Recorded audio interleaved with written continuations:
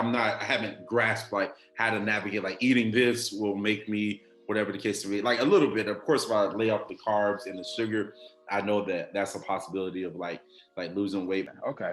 I heard you mention the notorious carb thing. Well, yeah, I So, saw your post and I was just like, huh. so you kind of had that perspective as far as carbs. That's like the culprit, or just like Well, the. no, I don't think. I mean, just because like I'm researched and I'm aware that like there are carbs in almost everything that we eat, right?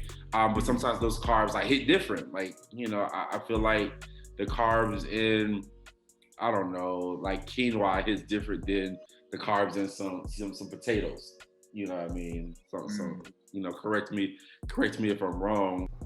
So let's stop and acknowledge a point that Zav was making about the carbs hitting different, because he's technically correct, but in a different context. So the carbs do matter when it comes to health, right? That's where they play a role. The nutrition profile that you will find inside of a slice of pizza is much different than a nutrient overall profile that you will find inside, for example, some beans or spinach or a different carb source like potatoes or something like that, right? That's when that matters. That's when that plays a role.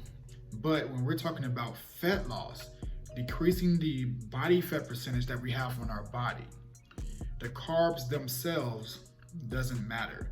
You can have carbs from a slice of pizza. You can have carbs from a potato. You can have carbs from spinach. You can have carbs from beans or lentils or anything, right? But it's not going to make a difference as long as you're under the amount of calories that your body needs to decrease the overall body fat percentage. Carbs are just one macronutrient. That's what I go on to explain, so I'll get back to the video. But I just wanted to make that clear. There's a big difference. And I have more videos where I go into these little individual variables, but just keep in mind, we're talking about fat loss, weight loss, decreasing the total body fat that we have from our frame, not necessarily health, because those two are different. They can be parallel, they can both coexist, but they're not necessarily controlled by the same things, right? Different variables. Let's get back to it. Just understand those main components and realize the calories is what's most important. So when we talk about carbs, fats, and protein, those are our three macronutrients. There's more macronutrients, but carbs, fats, and proteins are three main sources of macronutrients. Carbs is just one of those. And I'll break it down like this. 1 gram of carb contains 4 calories. 1 gram of protein contains 4 calories. 1 gram of fats contains 9 calories. So out of those, if you have a high diet of one of those, which one do you think will make you gain the most weight? Fat. Right.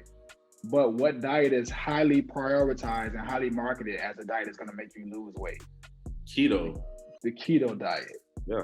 So why does that make sense? The reason why it makes sense is because they cut out the carbs and they drive up the fats. They tell you to eat a lot of high fat foods. So like if you want to say the vegan version of it, like a lot of nuts and seeds and avocado and stuff, and then neglect the carbs. But it's only because you're neglecting the carbs, which contains calories, the reason why it causes you to lose weight, because that's putting you in a calorie deficit. Now, if you take it the other way, if you have a high carb diet and you lower those fats, which are 9 calories per gram, you'll get the same result because you're just lowering one of those macronutrients. So it's not about which specific macro that you lower. It's about whatever you can stick with that's going to have you keep those calories on point. I got videos where I'll break it all down for you. I have a full academy, and I'll go like really in depth with these things. But I just want to give you like a little breakdown, right?